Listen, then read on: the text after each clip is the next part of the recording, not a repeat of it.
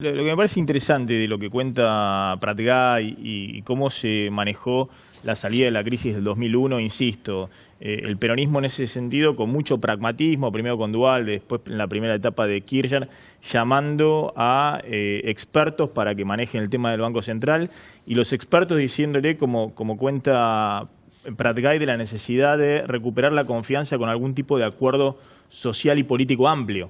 Por ejemplo, que un presidente del Banco Central, que le vas a dar cierta estabilidad, tenga del otro lado un respaldo político de las fuerzas de oposición. Por eso le llamamos a Alfonsín y demás.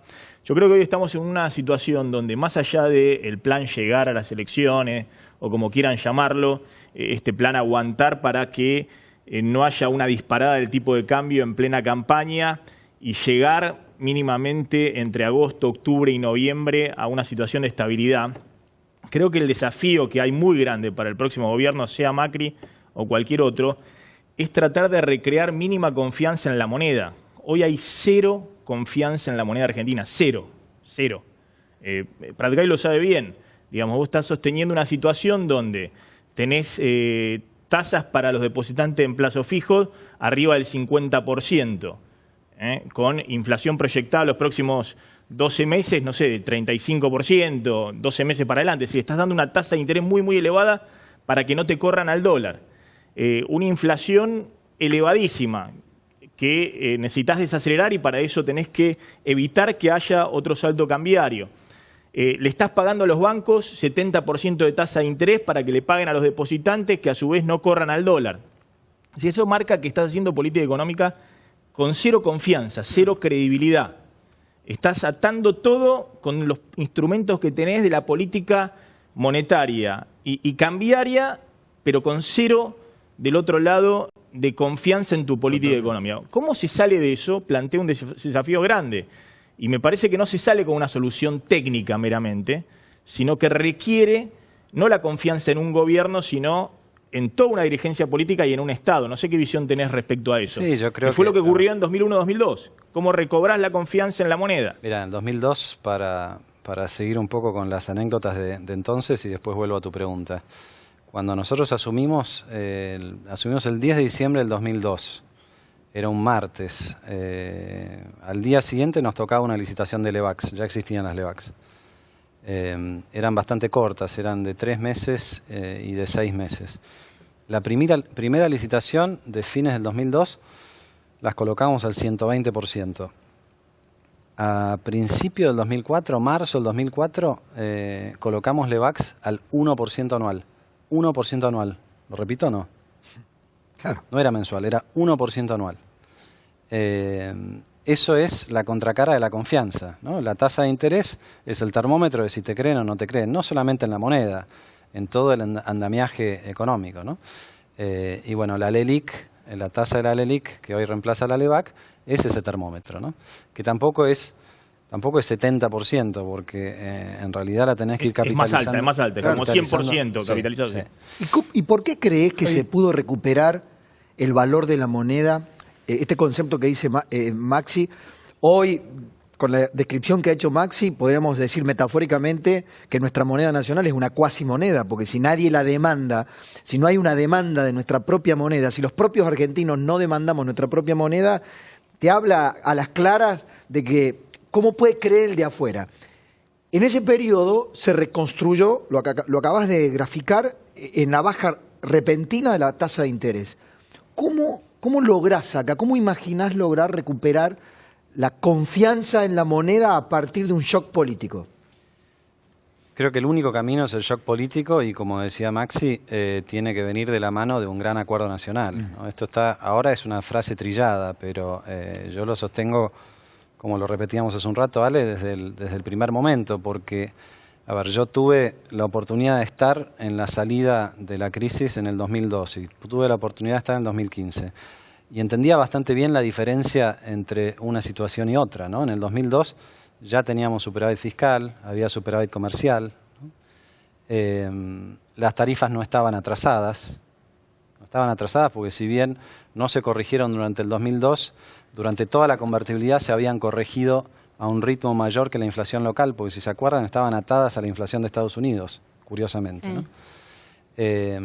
Y la otra cosa que jugaba a favor en el 2002 es que no había lo que los economistas llamamos inercia inflacionaria, envión. El envión al que te va llevando una inflación Porque alta, la ¿no? disparada del desempleo, digámoslo, No, pero había puesto un freno muy grande también al aumento del salario y de los precios. ¿no? Pero además de eso, porque estuviste 10 años sin inflación, muy distinto de lo que tocó agarrar en el 2015 con 10 años de inflación arriba del 20%. Por eso era imposible un programa que bajara la inflación sin un gran acuerdo social. Javi, perdón, quiero que abrí con vos. Perdón, Roberto, Vos fuiste ministro de Hacienda en el comienzo de la gestión de Mauricio Macri.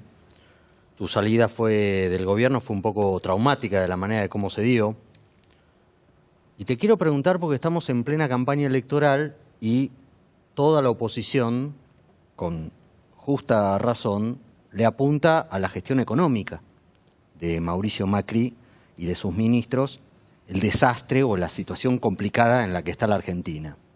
¿Vos qué mirada tenés sobre la praxis económica que se ha hecho en los últimos tiempos y lo que se puede hacer más allá de los acuerdos políticos que se pueden establecer? No, yo creo que lo central es el acuerdo político, porque el principal problema que tiene hoy Argentina en cuanto a la confianza y la falta de credibilidad que mencionaba Maxi, tiene que ver con lo político. O sea, yo creo que si hubiéramos tenido un acuerdo político antes, nos evitábamos el acuerdo con el fondo, no tengo ninguna duda. Si tengo que elegir, elijo el acuerdo político antes que el acuerdo con el fondo. Y el acuerdo con el fondo, por más buena voluntad que hay, yo creo que el gobierno pensó que era la manera de recuperar la confianza por un camino más corto, no logró ese efecto, ¿no? ¿Pero vos creés que va a haber un acuerdo político? En campaña electoral, no hablemos de los 10 puntos que son una paparruchada. Yo lo que creo, Javier, es que creo esto. Campaña electoral, grieta, un gobierno que a partir del 10 de diciembre, sea Macri, sea Alberto Fernández o el que sea, va a venir envalentonado. Sí, bueno, va a venir envalentonado, pero los temas que tiene por resolver son muy grandes. Yo creo que gane quien gane, sin un acuerdo político no se va a poder gobernar. Mi pregunta, perdón, nadie va a tener mayoría, por empezar. Mi pregunta tiene que ver con el acuerdo, porque yo no sé si vos lo estás hablando como una herramienta, digamos, ahora que puede sacar al gobierno de esta situación que parece muy tarde y parece muy difícil, justamente por todo lo que estaba diciendo Javier, o lo estás planteando para el próximo gobierno, quien sea que gane en octubre. Porque ahora es raro, digamos, es una convocatoria donde, bueno, ¿por qué lo harían, digamos? ¿Por un gesto patriótico? Y bueno, eso tiene que ver con la muñeca política. Yo creo que cuanto antes lo tengas, más corta es la salida. Y lo que hay que preguntarse es si puede un presidente que está buscando la reelección convocar ese acuerdo o si tiene que ser una convocatoria desde otro lugar. ¿Qué es un acuerdo político? Claro. Un acuerdo político es excelente la pregunta, porque se habla de acuerdo político y no se define bien. Nosotros teníamos, por ejemplo, en el 2016, durante el primer año, logramos aprobar muchísimas leyes, no me acuerdo cuántas, pero eran muchas muy importantes, a pesar de que Cambiemos tenía un tercio de las bancas en diputados y con suerte un cuarto en el Senado. Yo me acuerdo el día que se aprobó la ley para salir del default, el 30 de marzo del 2016, en el Senado tuvimos más votos opositores que propios. Y eso era el resultado de... La rosca. Sí. ¿Pero la rosca es acuerdo? Sí, No, pero perdón. acuerdo es más que eso. Acuerdo es más que eso. Pero Alfonso, perdóname, porque si no lo... A ver, había pericia política, había vocación, si no mal recuerdo, el propio presidente había planteado como frase el arte del acuerdo, pero también había una luna de miel, una expectativa, un cheque a favor de la expectativa que había generado Macri como vencedor de las elecciones, que se le da a cualquier gobierno que asume. Con lo cual, la oposición, frente al triunfo de Macri, como hubiera sido con el triunfo de cualquier otro, le hubiera tenido que comportarse de esa manera. Por eso digo, hubo un envión favorable en la inercia hacia el acuerdo. No sé, y por supuesto una predisposición del gobierno a armarlo. Pero un factor igual también iba con el otro. Ahí tuviste, el factor masa no fue menor en ese momento, ¿no? Respecto del apoyo. Bueno, por eso. Recordemos el viaje de Mauricio Macri Por eso. con Massa. Todos a Davos apostaban y demás. a acompañar a un gobierno que recién asumía con gran... una pregunta. Digo algo ahí Sí, respecto dale. a eso, Fernando, porque vos marcaste algo que creo que es muy importante, la predisposición del gobierno. Esa predisposición se perdió en el 2017. Y se perdió en el 2017 porque la estrategia electoral fue peleémonos con el pasado, peleémonos con Cristina, porque eso nos da más votos, ¿no?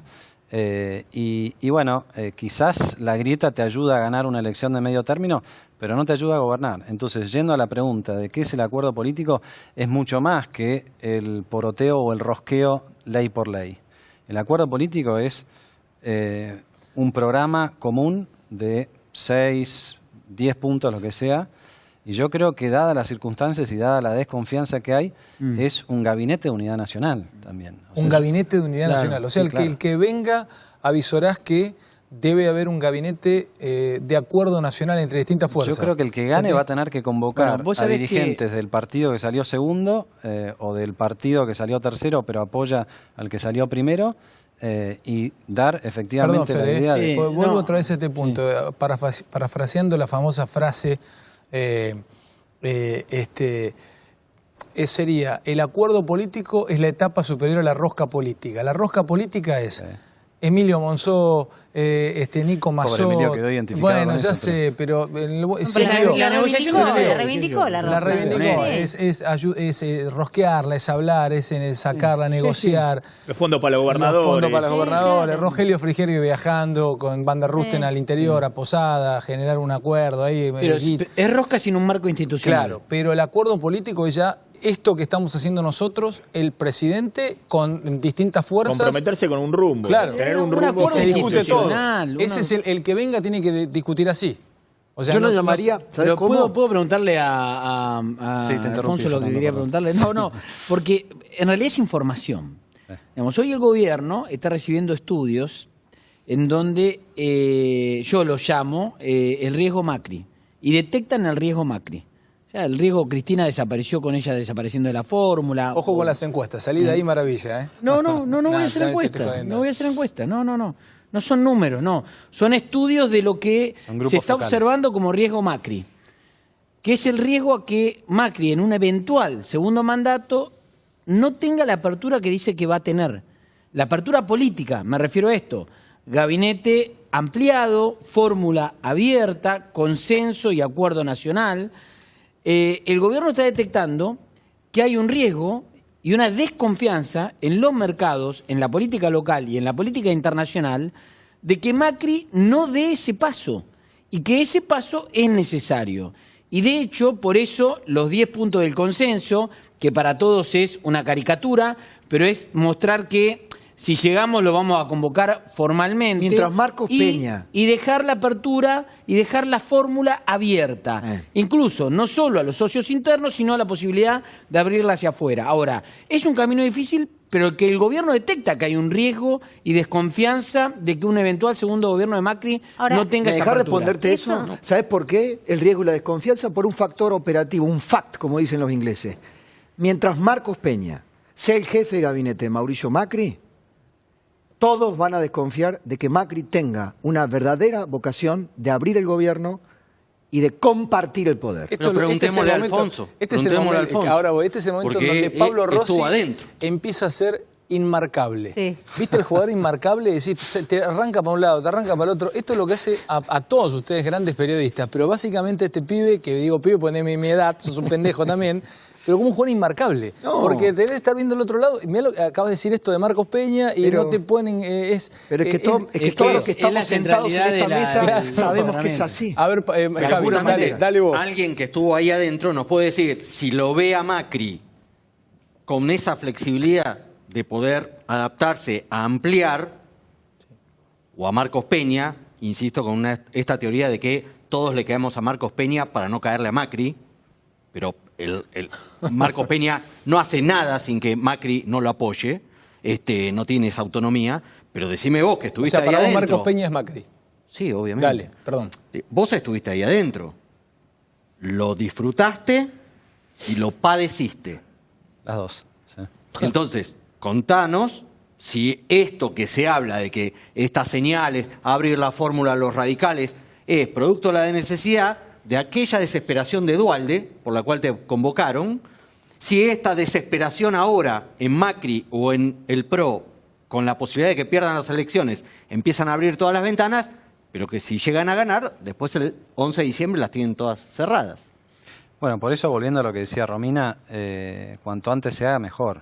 Yo coincido con lo que dice Fernando, en el sentido de que hay cierta desconfianza de que por qué este gobierno, que tenía todos los elementos para hacerlo en el 2015 o a principios del 2016, decidió no hacer este acuerdo político, ¿por qué lo va a hacer ahora? Creo que es muy razonable esa pregunta y no hace falta estar adentro para haber estado adentro para hacerse esa pregunta.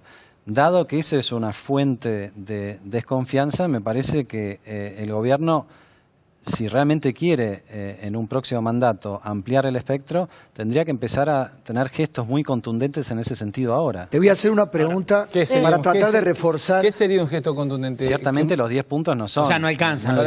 Déjame acelerar. ¿Un gesto contundente sería que Marcos Peña tenga menos poder? No, un gesto contundente es realmente abrir el juego, por lo menos a las otras fuerzas políticas que componen Cambiemos. Esa sería la primera alternativa. Alfonso, Sí. perdóname. Sí. Hay mucho escepticismo en la mesa. No, me gusta es que estas cosas las digamos por su nombre. Dale. Te lo voy a preguntar de otra manera. De tu experiencia, de lo que viviste adentro y de lo que viviste afuera y de lo que viviste cuando se te volvieron a acercar. Porque hubo un periodo donde te volvieron a llamar, en aquel fatídico fin de semana por Olivo, donde desfilaban todo y tiraban cargo y ofrecían cargo y había una zozobra general. De todo el gobierno, de los funcionarios que vos conocés, ¿quién es el más reacio a compartir el poder y aconsejarle a Macri que no abra el poder? No conozco bien a todos los que lo aconsejan a Macri. ¿Quién es el principal asesor de ciertamente, Mauricio Macri en ese punto? En ese punto es Marcos Peña y, a ver, no lo tengo que decir yo. Hace poco Marcos le dio una entrevista a Fontevecchia y Fontevecchia le preguntó concretamente acerca del acuerdo y por qué no se hizo antes. Y la respuesta de Marcos fue que era una sociedad muy fragmentada y una dirigencia muy fragmentada. Y cuando Fontevecchia le vuelve a preguntar, ¿pero ahora estaría más o menos fragmentada? Bueno, medio se escapó, ¿no? Entonces, sabemos la postura que tiene el jefe de gabinete. Pero también sabemos que la gente cambia y también sabemos que frente a las urgencias, sobre todo si hay una coalición política que funciona, se puede buscar otro camino. Y esto fue, creo yo, el gran mensaje de la Convención Radical, ¿no? Duró poco ese mensaje porque en Argentina todos los días tenemos una noticia, pero me parece que... Ya le está repartiendo valeriana para dormirlo. Espera que me pido, Rominita, Maxi, un segundito y sigo con vos. Yo lo escucho y digo que más que escepticismo, me parece que lo que estamos haciendo es como bastante realista, porque escuchándote, digo, ojalá que el que gane con el mínimo margen de poder, que es lo contrario en realidad lo que necesitaría un gobierno, porque el mínimo margen de diferencia que saque lo va a obligar efectivamente a llamar a este gran acuerdo. Si ganan con mucho margen de diferencia, no lo van a hacer.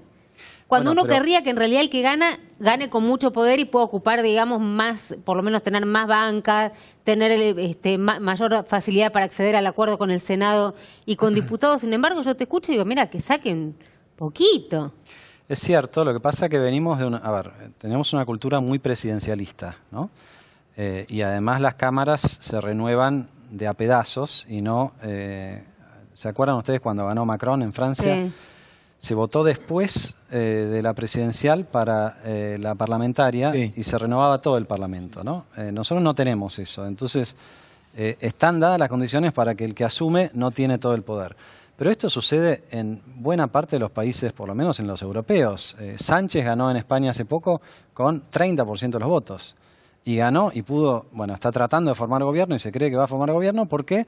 Porque va a hacer un acuerdo con otra fuerza política. En España te obliga el acuerdo, ¿no? Claro. Pero nada indica que vaya a ser así. Pero supongamos que alguno arrasa. El que arrase no se va a sentar, digamos, a llamar a un gran acuerdo. No, ya lo sé, Romina, pero es lo único que no probamos hasta ahora. En los últimos 70 años está bien, probamos todo y no nos sí, fue tan está bien. bien. Entonces, No, el único que lo probó en cierto punto fue Duhalde en una situación de incendio. Una Argentina incendiada.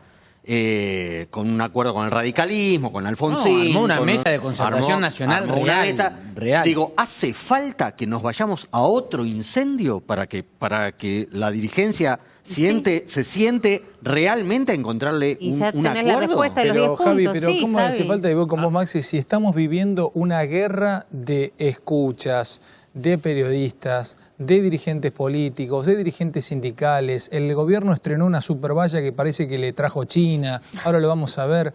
Pero Javi... El Ministerio de la Venganza. Pero que si vuelve el Ministerio de la Venganza, o sea, ese es mi miedo. Es que ya deberían haber empezado a frenarse las bombas de un lado y del otro, porque se supone que falta poco para decidir. Pero cuando hay conducción política y un estadista se pone al frente de una decisión política... Si cada vez hay más odio y cada vez hay más división y cada vez hay más bronca y cada vez hay más ansia de destruir al otro y cada vez hay más grieta, y por eso yo hoy pedí un informe de lo de la supervalla, porque la supervalla filosóficamente representa a la sociedad argentina. Hoy los canales transmitían en directo como si hubiese bajado un ovni, y el ovni que bajó, el objeto tecnológico que bajó el gobierno es una supervalla. Pero muchachos, analicémoslo, un antropólogo, un filósofo se hace un picnic, una supervalla. En un país engrietado, la estrella del día de hoy fue una supervalla que divide, un superdivisor. Yo creo que más señales, Ale, pero bueno, está bien. Recién él decía, el gobierno de Macri eligió... No va más eso, claro Romy, que no sí, va más, pero Romy. al gobierno y a la oposición le da resultado. Él decía, el gobierno eligió polarizar, digamos, con el pasado en lugar de pensar en el futuro. Le dio resultado. Hasta ahora. Y hoy te fijás, Electoralmente. electoralmente. Y bueno, quieren ganar elecciones. No, te interrumpí, Maxi. No están pensando en mis nietos ni en los tuyos. Del otro lado de la grieta, esto ya lo habrán discutido, pero Cristina decidió correrse un poco. No sé si es dar un paso al costado, no lo sabemos.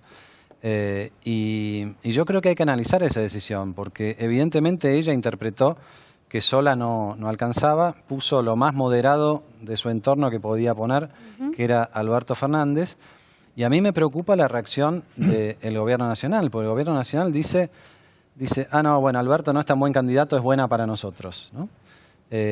Y también dice, es buena noticia porque Cristina se dio cuenta de que no llegaba. Ojo, se dio cuenta de que no llegaba y obró en consecuencia, ¿no? Y lo que está faltando es, del otro lado de la grieta, del gobierno. Claro, un gesto en esa dirección, ¿no? Claro. O sea, ¿para vos no tienen asegurado ganar? ¿Quién es? El gobierno. Y no, a ver, por lo menos por lo que dicen las encuestas. Bueno, pero ahí te lo están diciendo que uno de los gestos es abrir la fórmula. Abrir la fórmula puede ser uno de los gestos. Lo que pasa es que cuanto más tardás, mayor es el gesto que tenés que hacer, ¿no? Cuanto más tardás, mayor es el gesto. Claro, o sea, Pablo mencionaba lo de el septiembre del año pasado, donde parecía que el gobierno estaba muy asustado en ese momento y parecía que iba a ampliar la diversidad política y el pluralismo del gabinete. Y al final no tuvo esa vocación. ¿Por qué, ¿Por qué los candidatos Perdón, no asumieron? No, sé qué pasa que se me va la... ¿Por qué los candidatos Métete que Maxi propuso después, el gobierno, perdón Maxi, si no se me iba esa parte que acaba de decir Alfonso, ¿por qué muchos que estaban dispuestos a contribuir en ese momento de susto del gobierno, en ese momento complicado, decidieron no asumir, no acompañar? No, creo que lo que no se vio fue que la apertura fuera real, ¿no? Te lo voy a contestar, Alejandro, porque no quiero comprometerlo a Alfonso Pratgay. Porque todos, yo no sé si fue el caso de Alfonso, pero muchos de los potenciales ministros dijeron, ¿Marcos Peña sigue al frente de la jefatura de gabinete? Sí, dijo Macri. Listo. Hasta luego. Hoy Gracias se por el sacó todos café. los números A ver. Peña. No, es la realidad. No, está bien, pero- es la realidad. Está Así, bien, Acá me así pide un fue. amigo Pero que todo el siga problema- Pablo, que siga Pablo. Pero que todo, está loco. pero todo el problema del gobierno no es Marcos No, pero Peña. a ver, Si no, me parece que respecto hacemos a un eso, reduccionismo. Peña es Macri. Está bien, pero si A no ver, hacemos un respecto- reduccionismo, Yo chicos. coincido, no todo. ¿Quién claro. hace- problemas no, son Marcos para. Peña. ¿Quién hace un reduccionismo? Respecto No, a eso. digo que me parece que Marcos Peña. El otro problema es Marcos Peña. Y el que no permite ampliar es Marcos Peña. Vos me estás reduciendo. Yo digo No, nosotros que digo, o sea, le por eso ponemos a no es Marcos un Peña reduccionismo. la responsabilidad No es- del fracaso del gobierno. Es Macri. El responsable del fracaso del gobierno es Macri por sostener a Marcos Peña como su otra cara de Jano, las dos caras de Jano, para decir, acá yo respaldo esta cerrazón del gobierno en una manera de Pero ver no las es muy cosas. fuerte poner la palabra fracaso, Pablo. A mí, si me No. pones la palabra fracaso, a mí me matás con La eso. última vez que Marcos Peña habló con Marcelo Longobardi en Radio Mitre, Marcelo le preguntó, bueno, ¿y no considerás que esto ha sido un fracaso económico? No creo que haya sido un fracaso económico. Después de eso se cayó la boca, Marcos Peña no habló durante 4 o 5 meses. A ver, Maxi, querido. Respecto a esto, Marcos Peña y la figura de Macri, me parece interesante la experiencia de Alfonso Pratgay. Es evidente que en términos de estrategia electoral, que es lo que sabe desarrollar muy bien Marcos Peña con Durán Barba, no ha sido no ha tenido su correlato en el tema de la gobernabilidad y en la gestión.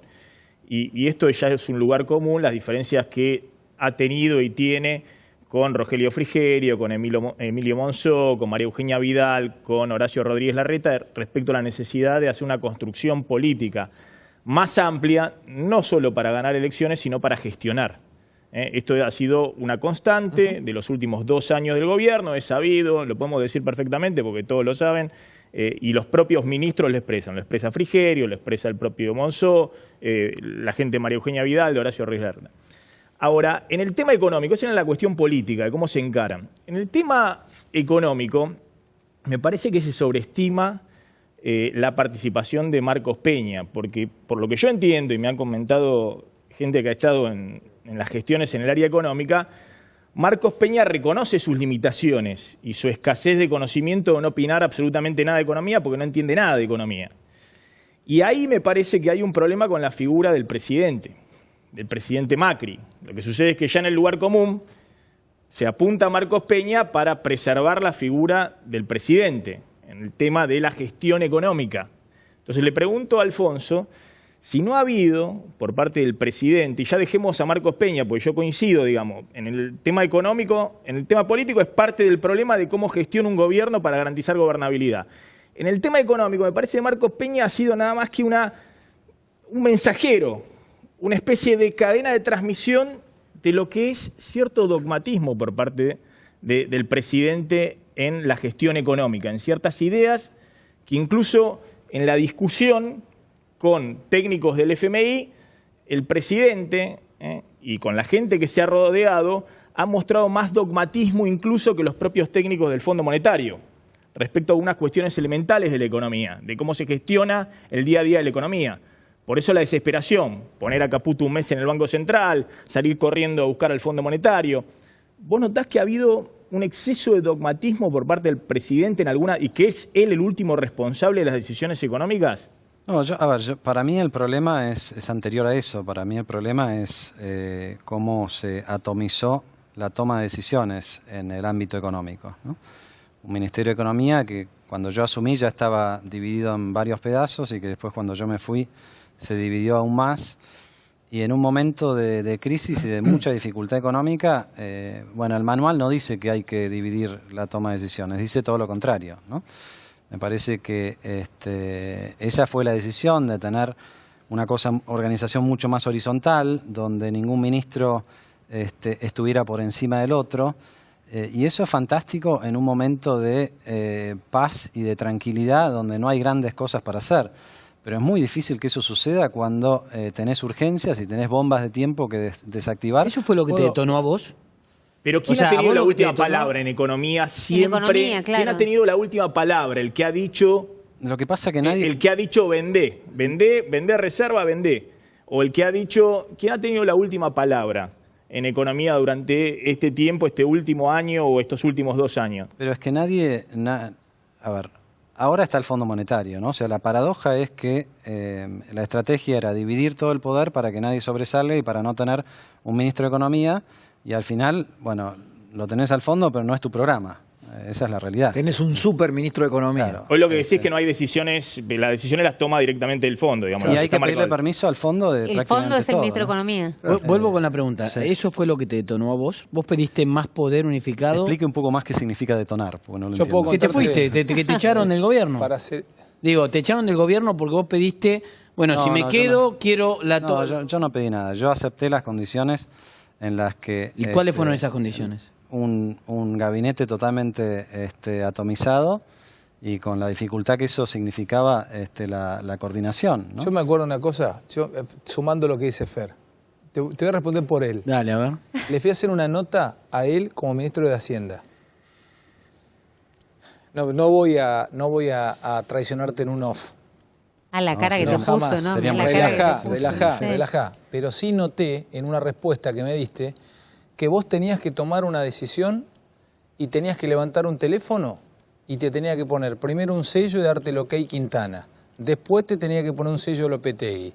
Vos querías ir para un lado y Sturzenegger en el Banco Central tenía una idea diferente a lo que vos querías. Vos tenés una concepción de la economía en donde vos querías, o sea, lo que proponía con sus tasas Sturzenegger te frenaba el nivel de actividad económica a vos como ministro de Hacienda. O sea, vos querías girar para la derecha, giraban para la izquierda. Querías frenar, aceleraban.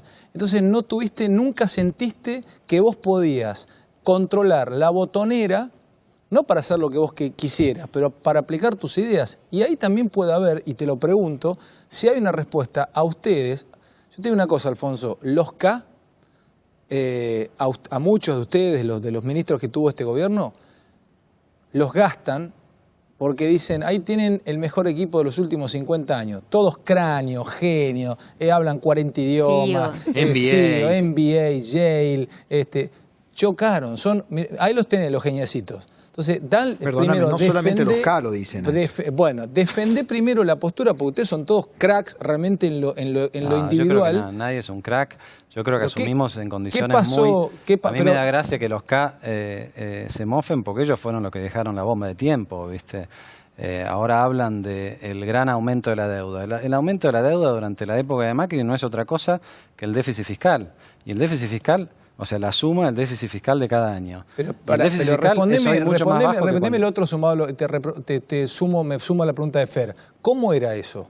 ¿Era más o menos así? Cuando tenías que tomar una decisión, había que tener... No era tan así lo de los sellos de calidad y demás, pero sí era muy difícil.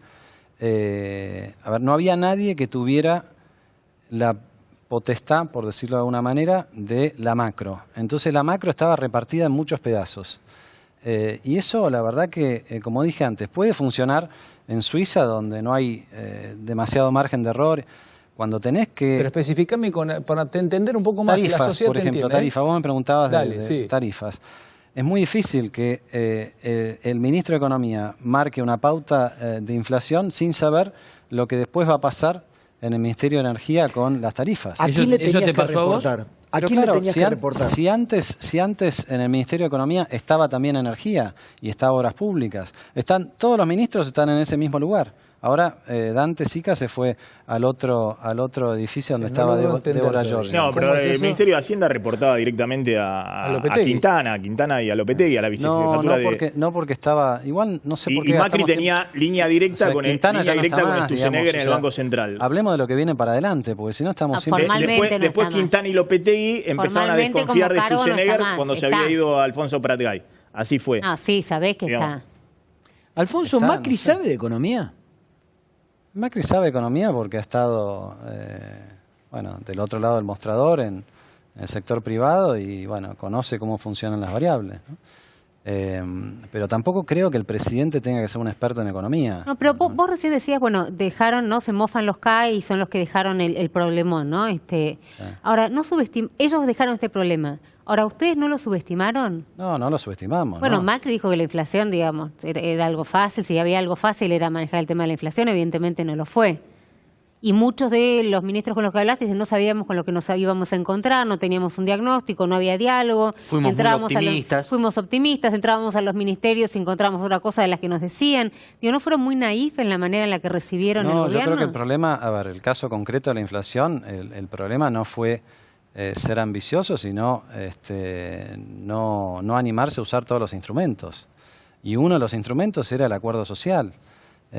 No hay antecedentes de bajar la inflación fuerte con alta inercia y un envión muy grande y subiendo el tipo de cambio y las tarifas sin un gran acuerdo social. Entonces esa fue una mala decisión política, pero me parece que teníamos una buena idea. Estamos hablando de algo que sucedió hace 3 años, ¿no? Le recuerdo, 3 años y medio. Pero no subestimaron el problema, sabían el problema que estaban dejando el kirchnerismo. Sí, sabía. Ahora vos fíjate que después de 3 años... En detalle, hasta que no llegás no sabés en detalle. A ver, por ejemplo, nosotros asumimos, a los 3 días me llama Julio Martínez, ministro de Defensa. Me dice, Alfonso, necesito que me rescates porque tengo un problema con la campaña a la Antártida. Bueno, yo tenía la cabeza, te imaginás, llena de temas. La campaña a la Antártida no era uno de ellos, ¿no? Y me explica, ¿ustedes se acuerdan que se había roto el rompehielos Irizar? Sí. Y entonces nos quedaba muy poco tiempo porque teníamos hasta fin de diciembre para mandar los víveres de todo el año de la campaña a la Antártida. Porque después no podés entrar. No podés entrar. ¿Y te pedía plata, Martínez? Había un contrato con una empresa rusa que era la que proveía el rompehielos. Y a esa empresa rusa no se le pagaba hacía 1 año y medio. Y no te traemos el rompehielos, te dijeron. Claro, y los dejábamos sin víveres a los muchachos en la Antártida. ¿Estás jodiendo? Y eran 20 millones de dólares. O sea, No, tampoco nada. era. Sí. Nada. Entonces, bueno. esa no la sabíamos. 20 Y como pal- esa te enterás de varias. ¿Pero qué te crees? ¿Que hay que ir? Había que decir, señores, ¿había un problema con el Erizar? No, nosotros nos hicimos cargo, ¿Qué hiciste sabíamos ahí? más ¿Y o qué menos. hiciste? ¿Se la Y giraste? obviamente que le giré, obviamente. ¿Lo tuviste que consultar o lo giraste? No, eso lo giré inmediatamente. No, por supuesto que... A ver, hay decisiones que no resisten siquiera el análisis. Ahora, Alfonso, de todas maneras hay Es buenísima. Es un bueno, primer espectacular. año con la inflación del 40%, Es buenísimo. la devaluación, el ajuste tarifario con tarifas muy retrasadas, la salida del cepo, la renegociación con los fondos buitre, la normalización de esa parte de la deuda. Uno puede endilgarle gran parte de la responsabilidad en ese primer año a la herencia, pero también hubo una segunda crisis, que es la que estamos viviendo ahora, que estalló el año pasado, en abril, mayo. Pero él te puede hacer como Ramón Díaz, Que yo no me convalidaste fui, una suba del dólar del 120%, que disparaste la inflación anual al 56% anual, la inflación de alimento al 64%, y todos los economistas sabemos que vos entraste a la crisis del año pasado con un atraso cambiario muy grande, porque dejaste el dólar atrasado para la elección del 2017, con un déficit de cuenta corriente que ya existía en el kirchnerismo, pero que vos lo llevaste a 5 puntos del PBI. 7. El déficit de cuenta corriente, bueno, está bien, peor todavía. Yo tengo otro número, pero no importa. Un déficit de cuenta... El último trimestre del 2017 era 7%. Es decir, vos fuiste, además del déficit de cuenta corriente, está lo que se llama la cuenta capital, los argentinos llevándose los dólares al colchón en un orden de 20.000 millones de dólares en el 2017, los argentinos en el déficit de cuenta corriente viajando al exterior por 10.000, 11.000 millones de dólares. Es decir, los problemas evidentes que todo el mundo sabía que si en algún momento se cortaba el flujo de ingreso de capitales, eso era una bomba y un estallido ya Bueno, propio. si vos hubieras tenido... Ahora, la pregunta es, vos podés hablar de la herencia, pero evidentemente vos entrás a la crisis del año pasado con una mala praxis muy evidente, donde gran parte de la profesión y los economistas estaban diciendo, miren, si Argentina funciona como los últimos 40 años, con este déficit de cuenta corriente, con este nivel de atesoramiento de dólares, en cualquier momento explota, digamos, y eso es responsabilidad del gobierno, o vos crees que eso no es responsabilidad de... Yo creo que el origen de eso es, como dije antes, haber resignado el único instrumento que te podía asegurar que bajaras la inflación sin gran costo, que era este El gran acuerdo acuerdo, social. el acuerdo social. Cuando no tuviste eso, bueno, casi todo el peso de la política antiinflacionaria recayó sobre la tasa de interés. Entonces la tasa de interés te lleva al atraso cambiario. El atraso cambiario te llevó a ese problema que yo no sé cuántos economistas lo vieron, Maxi, te voy a decir la verdad. En el gobierno no la vieron, pero cuando yo lo criticaba desde afuera, parecía que era ciencia ficción, ¿no? Y cada vez que tenés mucho faltante de dólares, para que la gente entienda, déficit de cuenta corriente, si no se confunde que es la cuenta corriente del banco, ¿viste? Cuando hay mucho más importaciones que exportaciones y cuando un país necesita divisas que no tiene, el resto del mundo se empieza a preocupar. Y eso fue lo que pasó en el 2018. Creo que el gobierno no se enteró o se enteró tarde y para cuando se enteró tuvo que ir al Fondo Monetario. Pero Perdón. bueno. Te No voy a decir, hubo- perdón, los economistas la vieron, pero voy a decir, más allá de que vos advertiste sobre el déficit de cuenta corriente, diciendo, ojo que esto, también voy a decir, no sé cómo te llevas ahora, pero que Melconian en el otro extremo también la vio, que economistas que en los 90 habían incurrido en ese mismo error en la convertibilidad, diciendo el déficit de cuenta corriente no importa, pues son los capitales que están ingresando y cuando se vayan los capitales se va a cerrar ese déficit de cuenta corriente, pues de alguna manera la economía va a ajustar, o va a haber deflación de precios, o va a haber una devaluación, pero la economía va a ajustar. Esos economistas que se enrolan en los más ortodoxos de los economistas, el SEMA, Carlos Rodríguez y demás, también la vieron, dijeron, miren, con este déficit de cuenta corriente en cualquier momento la situación explota. Hubo discusiones muy grandes en el 2017 donde iba Federico Sturzenegger a esas discusiones y planteaba, no, esta es otra Argentina. Argentina tiene un tipo de cambio que no está atrasado porque hay un boom de productividad. Le hacían decir al presidente que había productividad invisible, que generaba en el futuro iba a generar un boom exportador, que esta era otra Argentina, que no funcionaba como la Argentina de las últimas 4 décadas. Me parece que hubo muchos que la vieron. El que no la vio fue los economistas que estaban en el gobierno y el presidente Macri principalmente. Bueno, y acá hay un punto que es lo que yo quería. No hubo una mirada naif sobre el apoyo externo para endeudarse, para financiar ese déficit, para darle tiempo al gradualismo, ¿no? Un gradualismo unilateral, porque sin acuerdo político, el programa de gradualista era en función del programa y como lo había visto el gobierno, y el rol del Banco Central. Lo hemos hablado y creo que después quedó, ya después con el diario El Lunes, mucho más explícito, el hecho de que las LEVAX las pudieran comprar inversores de todo tipo, es decir, recurrir a la tasa de interés como única herramienta antiinflacionaria. También fue una decisión política y una decisión de la praxis del Banco Central de Federico Sturzenegger. Sí, yo creo que estamos haciendo una autopsia de cosas que pasaron. Pero ¿sabes qué pasa? Pero ¿sabes qué pasa? Me parece que lo interesante pero qué bueno hacerla, Alfonso. Sí, está bueno es hacerlo, bueno, sí. ¿sabes por qué? Una nota Porque la extraordinaria. mala praxis, si no hacemos la autopsia de la mala praxis, ¿cómo vamos a evaluar al próximo gobierno? Pero yo creo que la aún si es mismo. Me parece que la autopsia está bastante clara. Pero para ¿Cuál es la Alfonso, autopsia? quiero aclarar algo, ¿no? Porque si no está la visión de que el gobierno hizo gradualismo y haciendo gradualismo sabía que iba a explotar la cosa y demás. Si vos tenés el dato político que no podías hacer otra cosa de gradualismo, porque eras un gobierno de minoría política y no tenías posibilidad de hacer un ajuste fiscal muy grande, y de esa manera vos tenías que financiar con toma de deuda, si se quiere, los desequilibrios del sector público, bueno, había economistas que te decían, no atrases el tipo de cambio. Es decir, monetizá parte del déficit, si tenés que emitir más, emití más, tenés más inflación, devalúa más, pero no llegues con un atraso cambiario enorme, agrandando el déficit de cuenta corriente, los dólares que vos necesitás. Melconian le planteó al presidente y el presidente lo rechazó. Creo que en algún momento, no sé si vos también lo planteaste, que vos no podés liberar totalmente la cuenta del turismo al exterior. ¿A quién se le ocurrió? Que vos salís del cepo... Era una promesa de campaña. Bueno, ¿no? era una promesa de campaña, No, pero Argentina estaba dispuesto a gastar 11.000 millones de dólares. Bajar el impuesto a las ganancias de los trabajadores también era una promesa de campaña, bien, Alfonso. como también fue una promesa de campaña bajar las retenciones y se bajaron. Bueno, está bien, pero digo, ¿no crees que hubo una mala praxis evidente, más allá de la discusión de la herencia? Lo dijiste vos, no tengo por qué decirlo yo, pero me parece que hay que mirar hacia adelante y de vuelta. Yo creo que el hilo conductor de lo que faltó en este periodo, sin necesidad de cargar las tintas, es esta cosa de acordar Ahora, y acordar.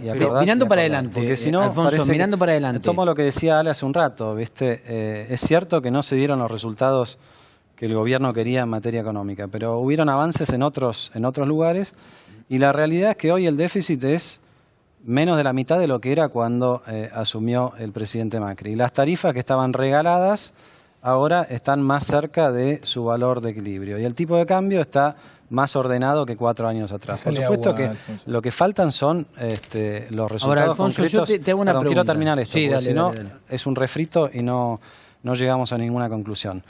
No alcanza con un mandato, esa es la realidad. Con el ajuste no anduvo mucho mejor que con el gradualismo. Yo creo que hoy estamos peor que con la estrategia de gradualismo. Hoy. Por lo menos la gente está peor.